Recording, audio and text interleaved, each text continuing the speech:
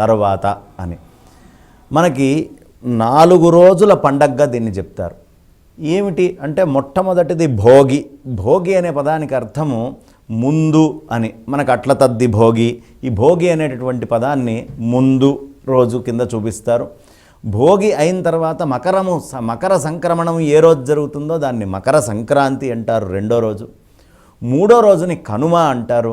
4ని ముక్కనుమ అంటారు. అంటే ఒక పద్ధతి ప్రకారము జరిగేటటువంటి పండగ. ఓ రోజు తర్వాత ఓ రోజు తర్వాత ఓ రోజు తర్వాత ఓ రోజు.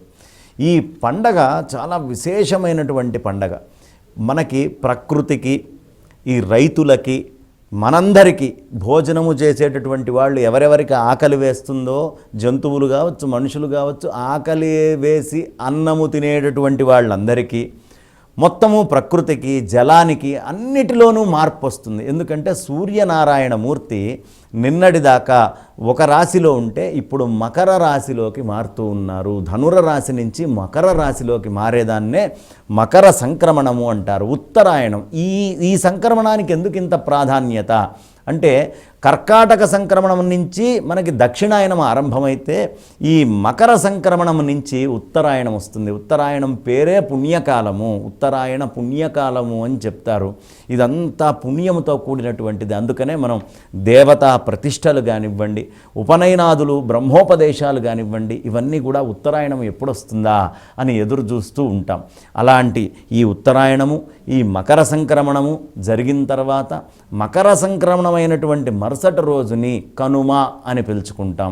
ఆ తర్వాత రోజుని ముక్కనుమ అంటాం. ఈ 4 రోజుల పండగల్లో ఇంటికి సాధారణంగా కొత్త అల్లుళ్ళని పిలుస్తాం.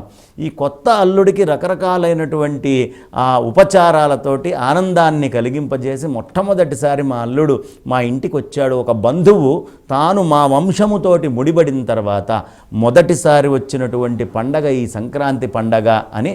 మిగతా సందర్భాల్లో ఆర్థికంగా మనకు ఉండొచ్చు, ఉండకపోవచ్చు, కానీ ఈ సంక్రాంతి కనుమ సమయంలో ప్రతి ఇంటికి మనకి చక్కగా ఈ పొలాలు ఇవన్నీ కూడా రావటము, పంటలు రావటము అనేది జరుగుతుంది. కాబట్టి ఈ వచ్చినటువంటి పంట ఏదైతే ఉందో ఈ పంట మొత్తము కూడా మనకి సంబంధించినటువంటి సొంత వాళ్ళ దగ్గర నుంచి పంచుకుంటూ వెళ్ళాలి అని అల్లుడిని ఎన్నో విధాలుగా గౌరవించటము ఇవన్నీ కూడా జరుగుతూ ఉంటాయి.